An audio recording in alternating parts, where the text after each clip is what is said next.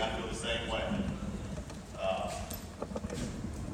Congressman Walz, I'm just going to go through a few of the key things that I think matter to you, matter to him, matter to us. He is the ranking member of the House Committee on Veterans Affairs. He's been in that role for a couple years now. He's been truly a champion for veterans, for our issues in particular. The thing that I think I always hear him when he's introduced, maybe the thing that matters most to him is he enlisted in the National Guard at the age of 17, served 24 years, including in Operation Enduring Freedom, retired as a Command Sergeant Major, which makes him the highest ranking enlisted soldier to ever serve in the United States Congress. That's a pretty high honor, I would say, especially in a Congress like today where there are fewer and fewer veterans serving all the time. And the unfortunate thing is, I told Mr. Walz this earlier, it pains me that he's going to be leaving Congress this year, hopefully for better opportunities. So this has been a great partnership. This is one of the few members who we have truly enjoyed working with. We've been open with each other, we've been honest. We've had our disagreements as part of working in Congress. But this has been a good relationship, and we're certainly lucky to have Mr. Walz with us here today. He serves the 1st District of Minnesota, which is just to the south here. I thought I heard somebody say it was Mankato. I'm from Virginia. I was going to say Mankato. I don't know. He basically covers the whole southern part of the state from South Dakota to Wisconsin. Some of you may know he's currently running to be the governor of Minnesota. Perhaps the most important point is that he's married, has a wife, Wynn, and 2 young kids. I don't know what young means, but he has 2 kids, so I'm sympathetic to his plight because now he might be home more. That's going to be tough. So, Mr. Walz, again, it's a pleasure to have you join us, and we're happy to have you here.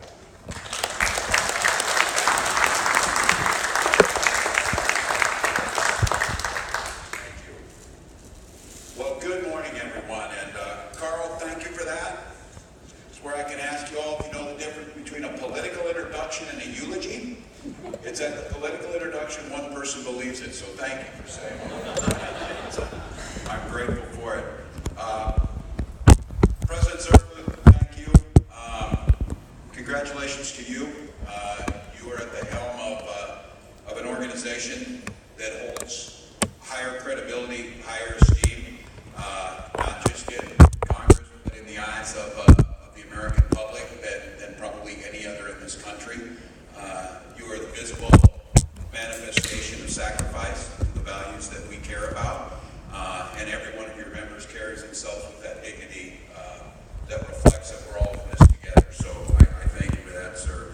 To the Minnesota delegation, good to see you all.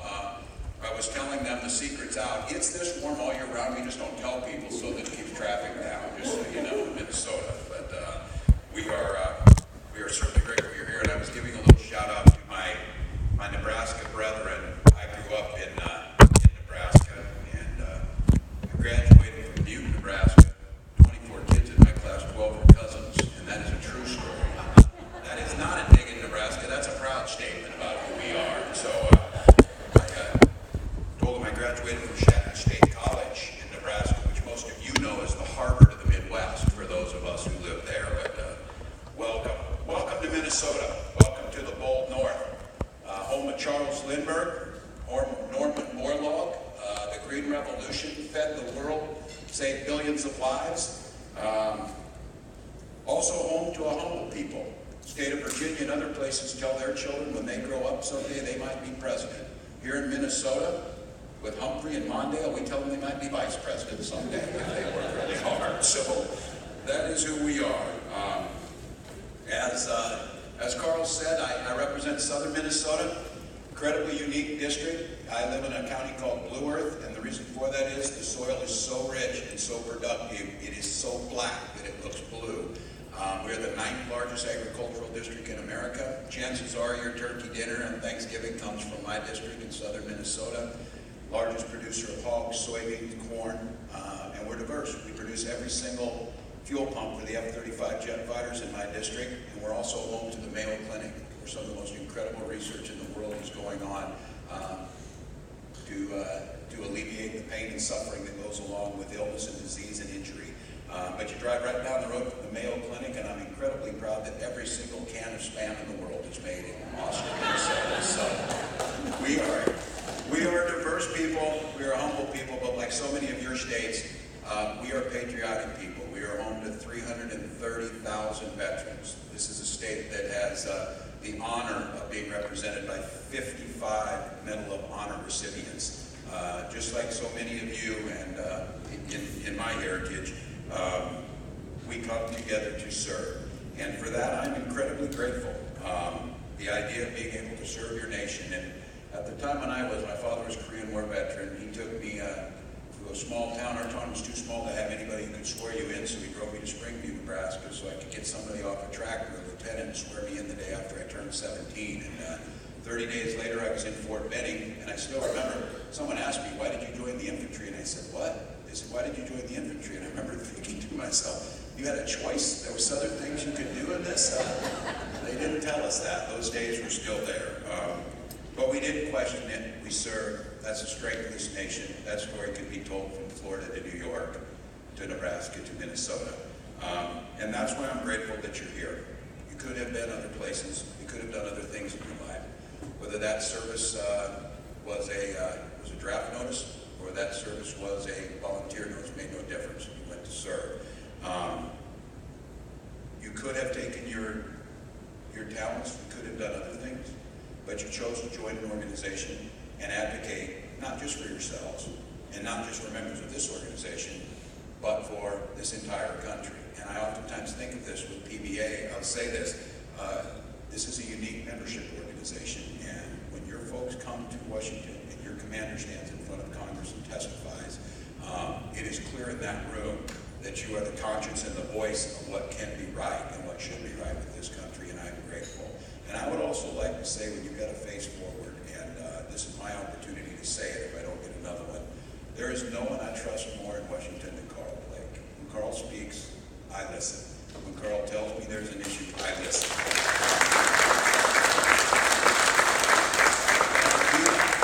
And I do that because it's very clear. Carl's concern is about the care for this nation's veterans. Carl's concern is about getting this right. Carl's concern is always about that. And no one ever comes more armed with facts, statistics, and a vision than Carl in this organization. And I said, because of that, for not maybe having the largest membership, the impact, you punch so far above your weight in the changes that make that it is something that in that room is spectacular to watch. And Carl, I am grateful for that. The reason you really come, though, and the reason that I think all of us serve is you love this nation. You understand that there's great privileges that living here, great freedoms. Truly, billions of people around the world could only dream of gathering together and talking about how do we make changes in our government, how do we govern ourselves. But what you also understand is, with that comes great responsibility. The responsibility to engage in this process. The responsibility to make sure that you're holding people accountable and you're in the process. The responsibility not simply to just blame someone else, but to say, I'm going to make it better. And this part of it, yes, you're advocating for the benefits for those who serve. Yes, you're advocating for those who were hurt and injured severely in the line of duty to this nation. But you're doing far more than that. You're advocating for a way of democracy as a way it's supposed to be. Advocating on what is the best interest of all of our citizens. How do we make it happen? And for that, I am incredibly grateful. So all too often I hear this. Trust me, I hear it. People walk up to me and say, oh, I'm just not into politics. My answer is pretty clear now on this. Is too damn bad. Politics is into you. So you can either do something about it, you can either be engaged in this, or you can allow it to be buffeted, which serves nothing. This is a group of people that is not interested in shirking the responsibility. This is an organization that is in the interest of leading and making sure that there's changes. So I am grateful to you for all you do in that. I can also tell you, I understand the frustrations that all of you feel. When I first got elected to Congress, I went out and visited a young Marine back from Iraq, severely wounded, laying in that bed at Walter Reed, and they said, you have a visitor that's coming. This is Congressman Walz from Minnesota. He's a retired sergeant major in the Army. And this young Marine's laying on his bed. He said, oh, that's too bad. So I'm thinking, oh, it's on. But this is going to be the Army Marine thing, that this kid is not going to let it go, and he can stand there. And I said, what are you sorry about? He said, oh, I'm sorry you took the demotion to Congress, Sergeant Major. And I thought about it. Well, the fact of the matter is, as Carl said, that there aren't a lot of us that serve now. And I must say that there was ways to serve this nation without being in uniform. There are allies to our service members and to this national security that don't wear the uniform.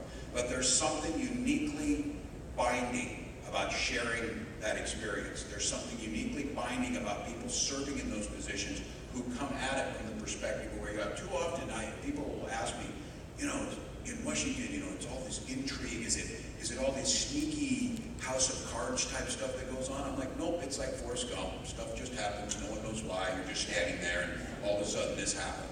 Most of the things that happen don't happen out of malice. They don't even happen out of political ideology in some cases. They happen out of that they just start taking on a life of their own. That's why it's critically important. And the idea of gathering here, the time to come here, the energy to come here, the resources you spend to be in this room, this is where the democracy starts. This is where the policies happen. And I'm telling you, I sat where you were in organizations, Legion, Enlisted Association, and I used to wonder, where did my dues go? What difference did it make?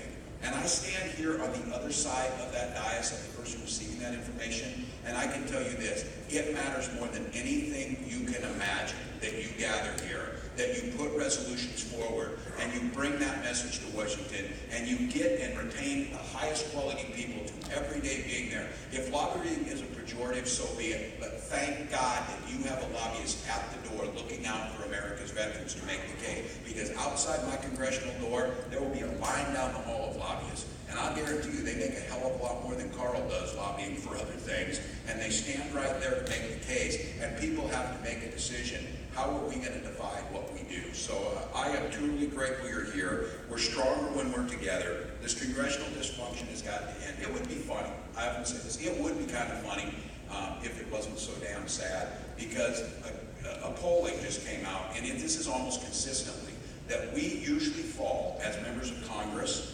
We usually fall between head lice and North Korea, somewhere right in the middle of how much they dislike head lice slightly more than us. Until this week, North Korea probably helped us. We're probably ahead of them now. So that's where we're at. But the thing about it is everybody in this room knows that poses serious problems. It undermines the basic understanding that we self-govern our people. And I never forget this. Standing in the position and wearing a congressional pin that I wear, that right to self-govern was paid for in the blood of patriots. That right was given in bodies that came back from those conflicts, that stood in that breach against tyranny and oppression to give us the right to self-govern. So every day I do it, I feel an intense responsibility to work in partisanship in a way that brings us back to the center. Because what I know is not a damn one of us serve next to a Democrat, Republican, Independent, Green. We serve next to a fellow infantryman. We serve next to an artilleryman, to an airman, to naval, whatever it may be. You saw them as that. You saw them as partners in this. You saw them as kindred spirits. And amongst all, you saw them as fellow American service members serving this nation. That piece of it is critically important. And I think in the era of veterans issues and bringing things back, this selfless service makes a difference. So it's hard. And I often think that sometimes folks seem to think that we should just start over and do something different. Here's the deal. People have tried to figure out how to govern society since the beginning of time. And the fact that we have to grapple with is every one of those failed. This one has lasted longer in terms of democracy than any other. And it requires incredible sacrifice. And Winston Churchill always said, he said, this is the worst form of government, except for every other one. And then he made, which he had to because he was British, he said, but you know what you can always count on? You can always count on the Americans getting it right. After they try everything else first, and then they will get it right. You know what, he was speaking a little bit to our character that only someone looking from the outside is. We are a determined people. We are a stubborn people. We are a people here across this country, whether it be Minnesota. Who the hell thought it was a good idea to stop in the middle of the plains where it gets 40 below and our lakes freeze, till May? But you know what they thought is? It created this in us.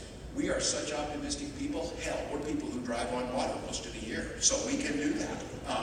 And we do it with a pleasure. We do it with an optimism. That's kind of that American spirit, and it goes into this democracy. So I would tell you, you have modeled that.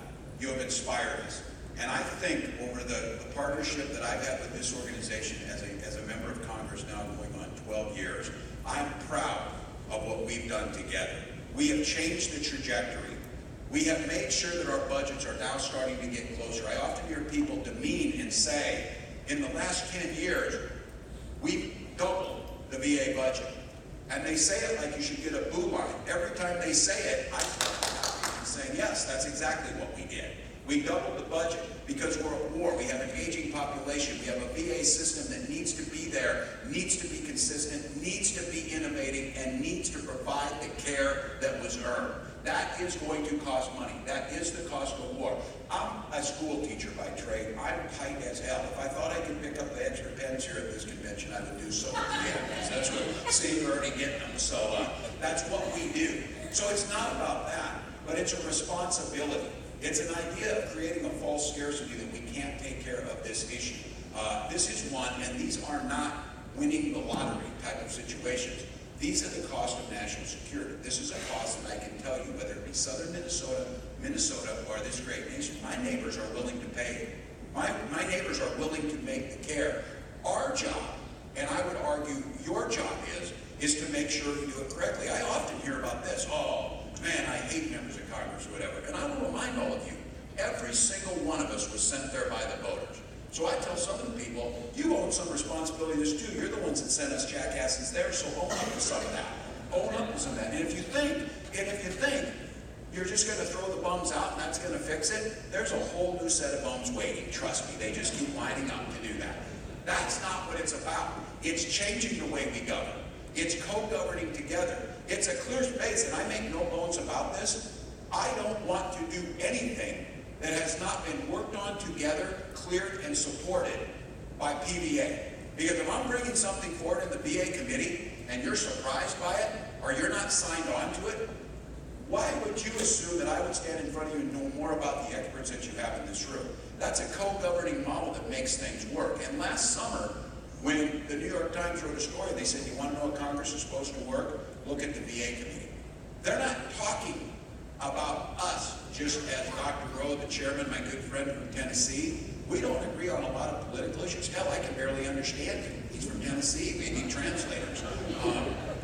But I trust his heart. I would never question his commitment to veterans. And when we disagree, it's not because he doesn't think, because you know they show up on the ads, so-and-so doesn't love America. I love America more. Trust me, your neighbors love America. They may not understand what it takes to deliver those services. So when the New York Times was writing about why Congress worked in the VA, it's because of this room right here. It's because of the resolutions and the thoughtfulness that went into this. And it's because you stood in the breach and called us out and said, if you do that, you will hurt America's warriors. You will hurt America's security. And that's not about shaming people. That's about helping that large number. Because again, 91% of this country has not served in uniform at one point, and that is increasing. In Congress, we're at the lowest level we've been since World War II of members who serve. Again, it's not because their heart's not in the right place. They need to have people tell the story about what it takes to get it done. So what we've done over the last few years, with the help of this organization, we addressed the issue of veteran suicides. Are we there yet? Absolutely not. If one veteran takes their life, we have failed. I often say it about the VA. I am their staunchest supporter, but I will be their harshest critic when they need it. I would argue this organization stands in that same space, that we understand the great work that happens every day, but we cannot afford to fail. We passed the Play on Suicide Prevention Act, and we're starting to see some changes. We're starting to refocus this issue on veteran suicide. We're starting to focus on those traumatic injuries of war in a very concerted and specific way. And in many cases, there's room for that to happen outside the VA. But I'll come back to this theme on our accomplishments. We must never lose focus that the specialized care the VA provides must be protected. It cannot be an either-or proposition. We can and understand we've always delivered community-based care. We've always had a hybrid system. It is not this false narrative of privatization versus the VA. But we were just discussing before I started here, the public's perception is the VA is broken beyond repair. And it is cruel and irresponsible to keep you trapped in the VA when what we should do is free you up and give you what you want, and that's a card to let you go wherever you want to go. The public believes that in their heart. They believe they're doing it for the right reasons. It's because they don't understand what specialty care and all of the modalities that go with this, and the research that's going on at Walter Reed in prosthetics as we move forward. There is room in the private sector to do this, but that room cannot take from the core mission. And so when we did the Clay Hunt Act, we focused on that. This organization helped make sure we got the Forever GI Bill, making sure we updated what that was. I stand in front of you, the son of a Korean War veteran, a veteran myself, watching when my father died when I'm young, and you mentioned about my young kids, they're 11 and 17. If something happens to a warrior now and they have children that age, now we have the capacity to be able to transfer those benefits, making sure the children can go on, making sure there's not a time frame that ends when those benefits can go. Those are things that bring security to families. Those, again, as I said, it's not like you win the lottery. I oftentimes hear this on the retirement. Oh my God, they get to retire after 20 years. People say that. I say, you do 20 years in the military, it's like dog years, for God's sakes. It's like 140 when you do it. And what we also know is that retirement was predicated on a big thing is, if you're in the military, you never bought a home, you have no equity, you've got no wealth. It's those types of decisions that if they try and message against us, we've got to speak on that to make sure that care is there. Appeals modernization, something this organization asked for and made happen. There's no damn reason I can stand in front of somebody and tell them their appeals for their disability is now in its 7th year, and maybe we'll get to it sometime. Is there any wonder people lose faith in the system? Is there any wonder people get frustrated and angry because of that? This organization, instead of saying it's the way it had to be, came back and helped us on appeals modernization. The list is endless. We worked together. We found ways to compromise. We moved things forward. We created the Choice Act after the Phoenix backlog, but we're in interesting times. There is truly a school of thought that believes that government cannot and should not do most tasks. And one of those should be, we shouldn't be in the business of providing health care. We shouldn't be in the business, and you know the VA's all of its missions, but that we should allow the market and the private sector to do this. And I tell you this because it's a deep concern that I have. If that school of thought wins out and we move to a full privatization of the VA, I am convinced because of the expertise of this organization and others that veterans will suffer, that healthcare will decline, lives and quality of life will decrease, and I think we will lose people because of that decision. It's not that I'm opposed to innovation. It's not that I represent probably the premier medical institution in the world, but I can tell you the folks at Mayo tell me one of the best hospitals in this country is the Minneapolis VA, and that's the way it should be. So Carl and I were talking about this, and it's not often, I think, in the 12 years we came to it, we negotiated together on some really, really important legislation, the VA Mission Act. And since I've been in Congress, this has been one of the most challenging things, mainly because I, along with this organization and a few others, were at the heart of those negotiations, things we did together. It was this organization, DAV and a few others, that said we have a moral obligation to the care providers that take care of our veterans. I was proud when we were able to do post 9/11, but at the moment we did it, could I look anybody in the eye from a previous generation and say the care that was providing? We know what goes on here. We know the sacrifices families make. They do it out of love for their loved one, but we also realize people leave their careers. Their financial situation changes to care for a warrior who served all of us.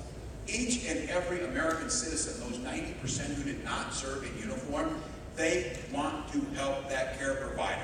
They want to help that family. And we know in the long run, when it's done correctly, it improves quality of life. It saves money from what we do. Those things make sense. So the piece of the VA Mission Act that was on care providers, that was near and dear to my heart. I authored some of that legislation together. So that's things that I felt deeply concerned about.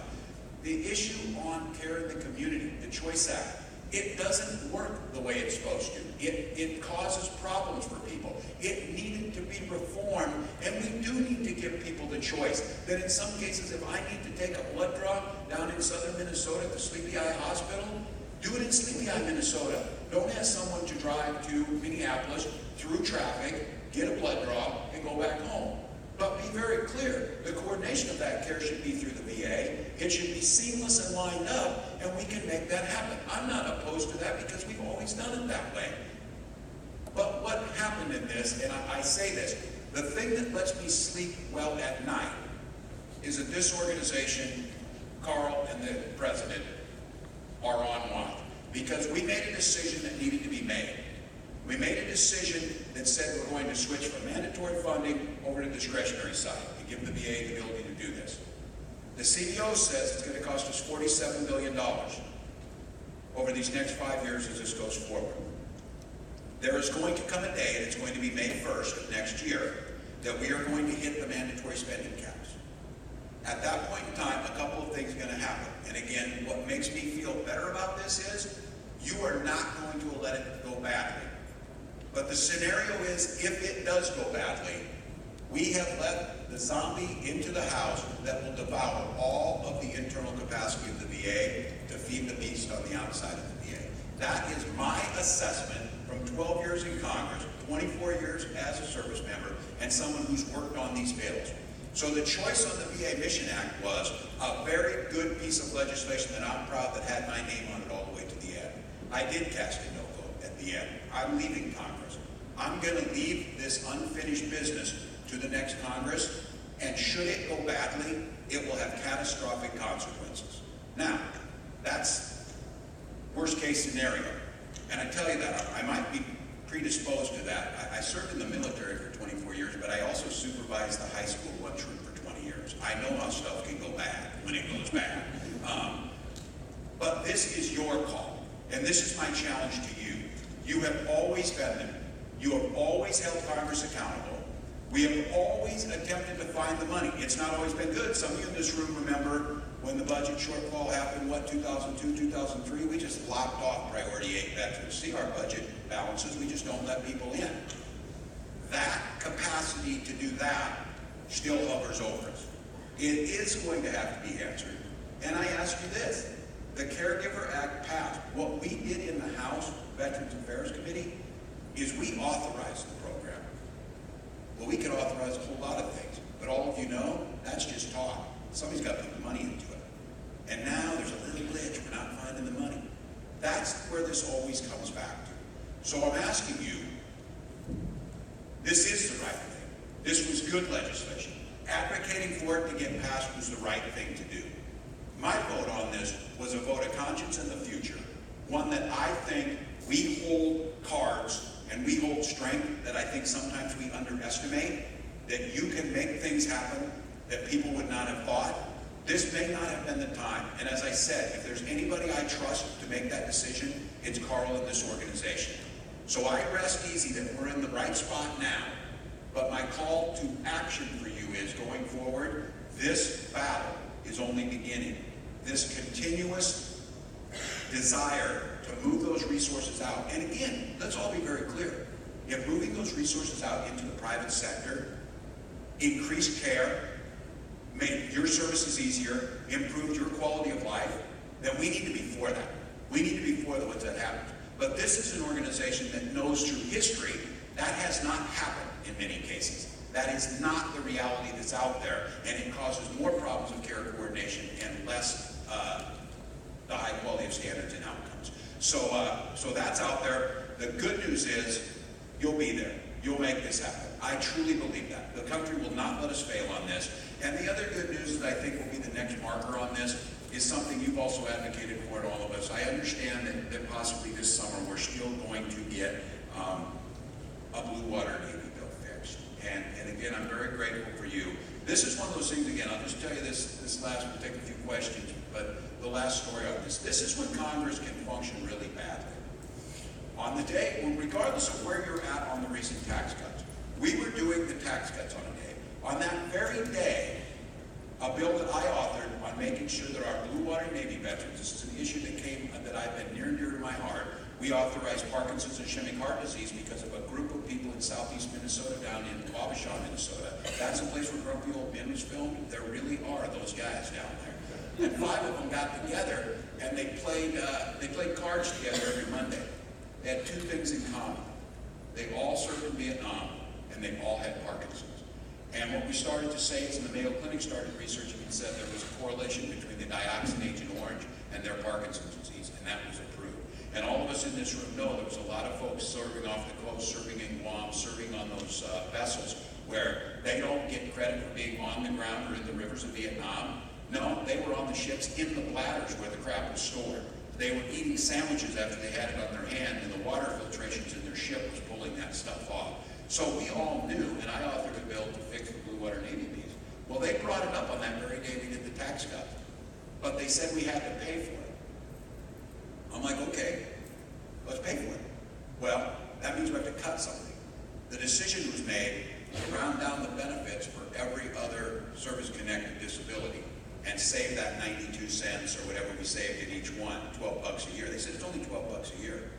So to pay for those people who have everything from cancer to ischemic heart disease and Parkinson's, we were going to ask other wounded veterans to give a little bit of their pay up. At the same time, we were giving tax cuts to people making $2.7 million a year. Now, you can say that's my political ideology coming out. I would argue that is bullshit, that we had to make people make that choice. And I'm not opposed, and I'm happy people make a lot of money, but I think if we'd have asked them, they would have been willing to pay that little bit. So this is the hellish situation we're in. On that day, too, I voted against my own bill. I had to vote against my own bill. Here's the good news. That bill's coming back up again. We're not going to ask them to pay for that. We're going to fix this with something that makes far more sense in equalization of that, and we're going to take care of our veterans. We're not going to ask other wounded veterans to pay for it, and we're going to get better health outcomes. That is also because this organization did not agree with that pay for it, did not say that was the right way to go. You threw your weight behind it, and you made it happen. So there's a hopefulness, there's I think a sense in this country that the place where we find consensus, the place where we find a common bond amongst us is in the care of our warriors. I would encourage all of you to stay hopeful in your leadership, to continue to voice what can be done. The strides over the last 10 years and the leadership of this organization since its founding has made those things happen. I, for one, as a veteran, am grateful for that. I, for one, as a citizen, am grateful to know that Congress can work. I'm grateful to know that people would pack up, fly from Florida to Minneapolis at the end of May, gather in a room to make this country better. So thank you for your service. May God continue to bless each and every one of you and your families, this great nation, and all of our service members who are in harm's way now and in the future. Thank you. So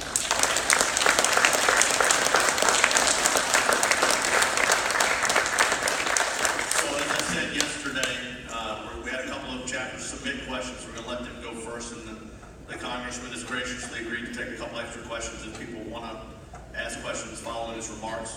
We're going to make our hard stop time be not later than 10 o'clock, if not sooner. And I think we may take a short break after that. So we're going to start right down front with the folks from Minnesota.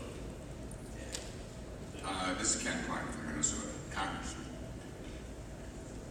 I don't think this is this is not a question. It's more of a request for you to take back to Congress with you.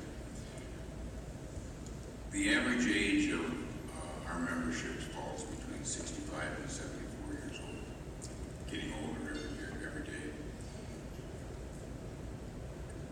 We are in dire need of long-term care facilities throughout the country, not just Minnesota, but throughout the country. Veterans today that are fortunate enough to stay home, but eventually, they might have to move. And right now, if there's not long-term care facilities, there's vet homes and stuff like that, which are great, but they don't service our specific needs. And if you end up in a nursing home, that's probably the worst case scenario. So what I'm requesting, I guess, is just for you to take back to Congress that we need the financing to get these few of them around the country, and we service very few veterans right now. Yeah, no, thank you. The question on long-term care, this is also, I would argue, and not to be hyperbole, but this is crisis situation in the private sector too. We have a situation here in Minnesota, just because this industry is expanding, can't keep up with the care. We had issues here in Minnesota dealing with elder abuse cases, about not getting the quality of care that we needed. Of how do we make sure that it is top quality care? How do we make sure it's regulated? And the folks from Minnesota are right. Here in Minnesota, we have several really quality veterans homes. They're done with dignity. We have one down in Laverne that's in my district that is a spectacular one right on the South Dakota border. I was up recently visiting one in Silver Bay, and this is the way it should be done. Those of you who've been up there, the dining facilities windows are this massive high 2-story foyer. The windows and where you dine open up on Lake Superior, and what I would argue is one of the most beautiful views in this entire country. There is dignity, there's high quality care, but the question that got brought is exactly right. We're challenged with memory care units that it's very difficult to keep up with, and the issue of specialty care, spinal cord injury care in long-term care is basically non-existent, and this is going to have to be that partnership again. VA, and I think Carl told me the number is around $500 million. That is across all the lines.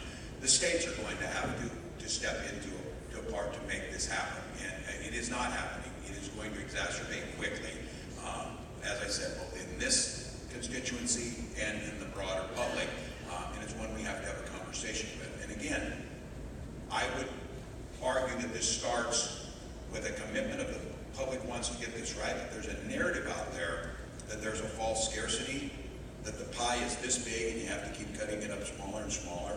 We have to have the decisions about when we make these budgets. These are more than just fiscal documents, they're moral documents. And what's being asked for here is, I would argue, is a continuation of the care that was not just a nice thing to give you. That was part of the deal that we made. This was part of the promise and the pledge. And once again, when it comes to service-connected disabilities, that is a benefit that is given and earned in a different way. I'm the staunchest supporter of Social Security and Medicare. Those are rights, and I fight to the end on those. Those were earned in a different way. Those are all things as Americans get, and I would argue have the right to have those things that improve our country. But these are the ones that were earned. And so when we're making that moral document, we're talking about that, I think we need to talk about it more. So we're hearing it here. I don't think it's hyperbole. It is a crisis situation that is going to accelerate very, very quickly with an aging population, both in this room and our general society. We're getting older, and we're getting older faster, and that's going to change how we have to do things.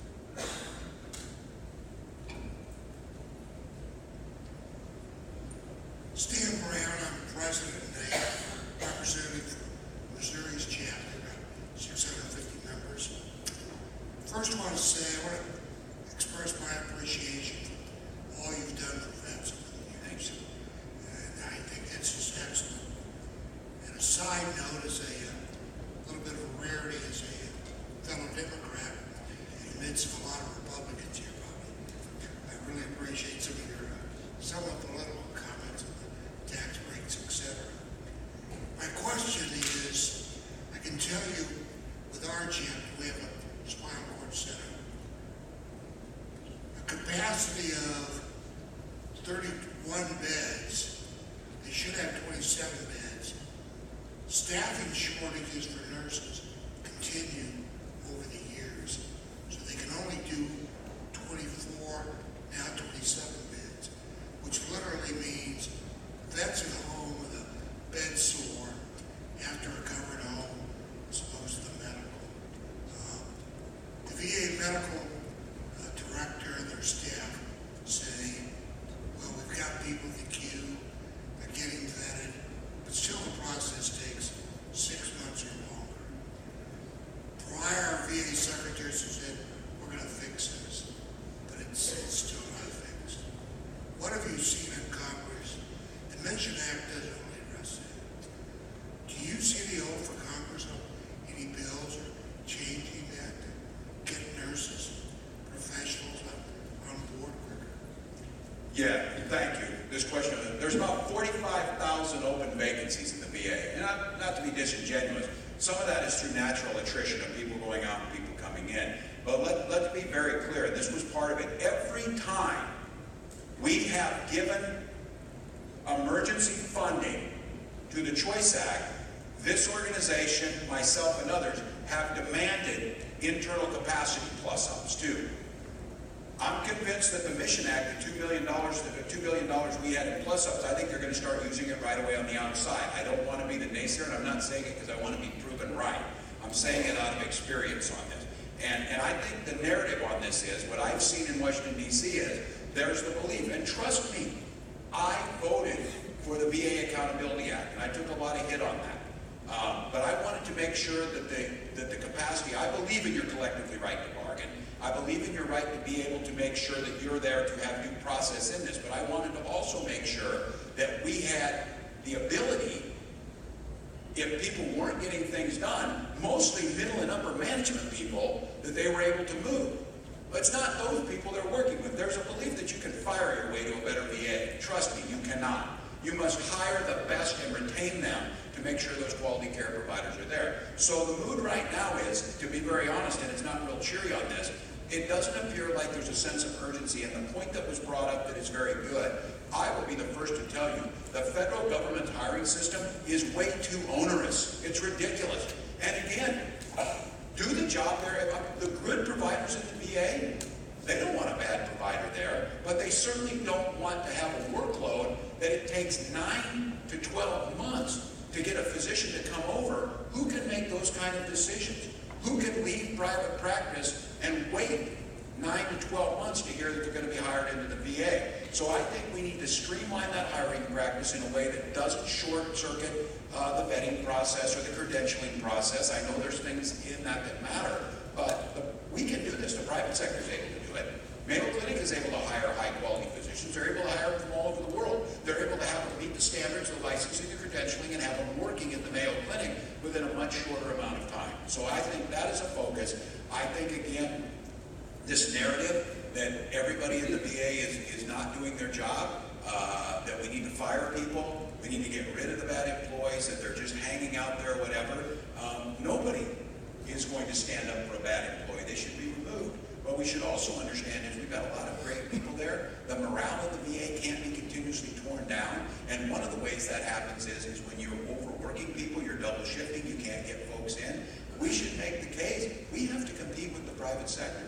We have to be able to compete with the private sector to bring some of these folks in, because if they're going to choose between working in the VA or working in the Mayo Clinic, I want them. And again, people do it out of patriotism, but you can't ask them to wait a year. You can't underpay them to the point where they can't make it work if we expect to get the greatest quality care. So there's some reforms that we put forward. I would encourage you as an organization to continue to ask us to fill those openings, because be honest with us on this. They're on your manning chart. They tell us you need them. You're supposed to be there. Either do that or have the courage to tell us, no, we're going to cut 45,000 positions out of the VA, because then I think we can have that battle. We can have that fight on even ground, but it feels like this dragging your feet thing that we're just not going to fill and we're just going to make it hard. That's ridiculous. And I'll take ownership that we should be writing regulations for the hiring that speeds that process. We shouldn't be waiting. And that cuts down on wait times, all the other things that happen.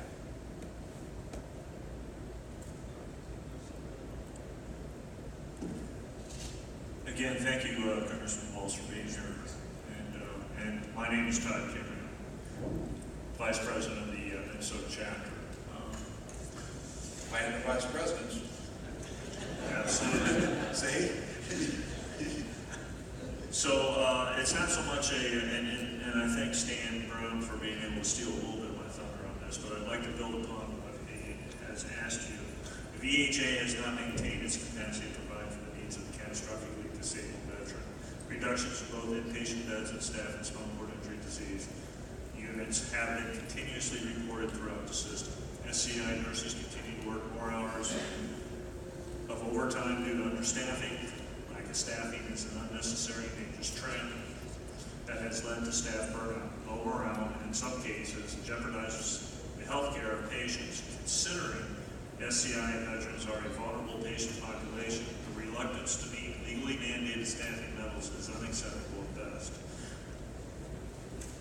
Your 12 years up there on the Hill, unfortunately for some of us, we would like you to stay longer because of your staunch advocacy for us veterans. But what solutions can we, what would you support, and your colleagues, what would they support for us to have the right tool in the toolbox to be able to stop this? Yeah. The question again about the staffing issue, I think like so many of these issues, what we forget about is, we forget about the piece that is getting the public will behind the capacity to do this. Because I oftentimes hear this is used as a statistic. My God, the monolithic VA, they have 345,000 employees, the second largest budget in the federal government. And that's thrown out there. Well, if you don't put that into context, and you believe that government is too big, and you believe the government can't do anything right, hell, that might be too many employees. That might be too much money.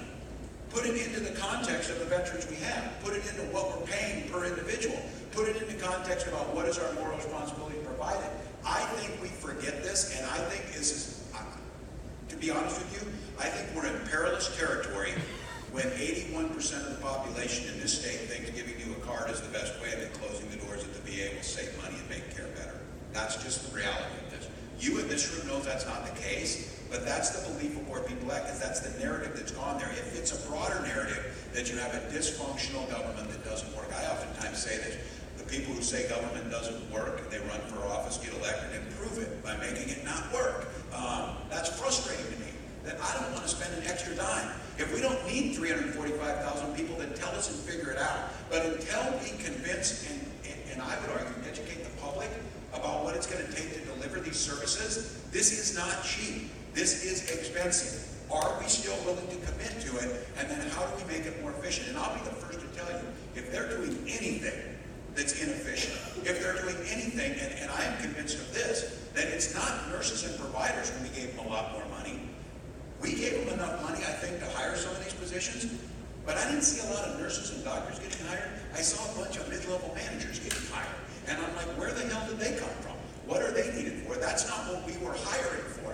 We were hiring for care providers at the base level. And whether it's the nature of a bureaucracy to continue to feed upon itself by hiring mid-level managers or not, I think one of the things we can do is we can get the public behind us to say, we support the scope, size, and mission of the VA.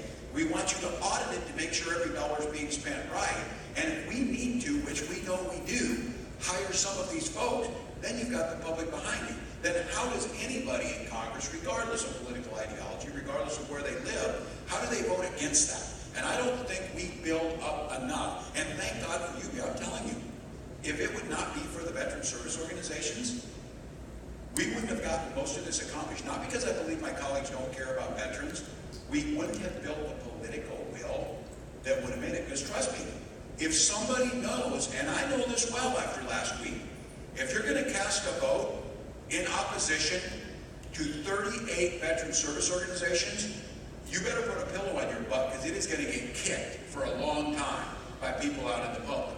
That's what they should do. That's the power of the democracy. That's the strength of what we have. I don't think we've done that on this staffing issue to the point where anybody fears they're going to get kicked in the butt of just letting this continue to drag on, of just pointing it out. Because in politics, the best thing is people point out where there's problems, and then they're going to be the ones to fix it.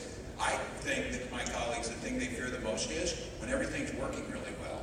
Because then, like the emperor's not wearing any of your clothes, you're like, well, hell, we don't even need you. Stuff's working well on this. That's what starts happening. No, you need me because it's a crisis situation. I'll help you on this. We perpetuated that myth.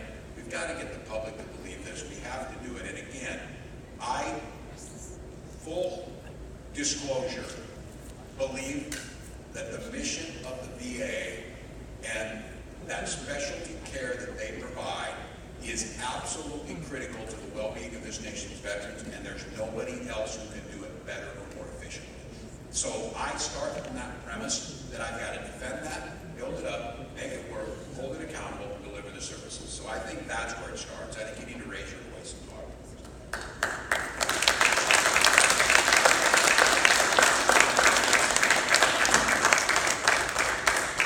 I'll just say, as a proud my VP. But seeing as how I'm never going to be the president, I guess you won't have that opportunity. Thank you, sir, very much. Thank you, everybody, probably for about 15 minutes or so we can get some pictures for the congressman, and then I think we'll be coming back.